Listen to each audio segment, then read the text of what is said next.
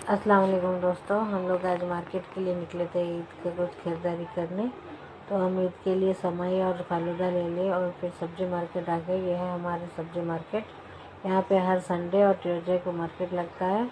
तो यहाँ से लेने के बाद में हम शकलकंदी देख लिए, तो शकलकंदी स्वीट पटाटो ले लिए। फिर उसके बाद में और साड़ी और ड्रेस देखने के लिए आए थे एक शॉपिंग मॉल। तो मॉल में देखे तो ड्रेस इतना कुछ अच्छा नहीं लगा, तो हम इसलिए साड़ी ले लिए। साड़ी लेने के बाद में फिर हम ब्लाउज सेंटर आ गए।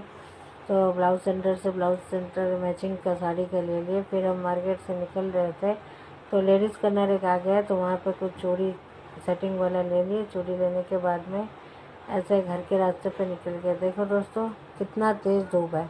अलविदा रमज़ान आया है ना, तो इसलिए कितना तेज़ धूप है देखो।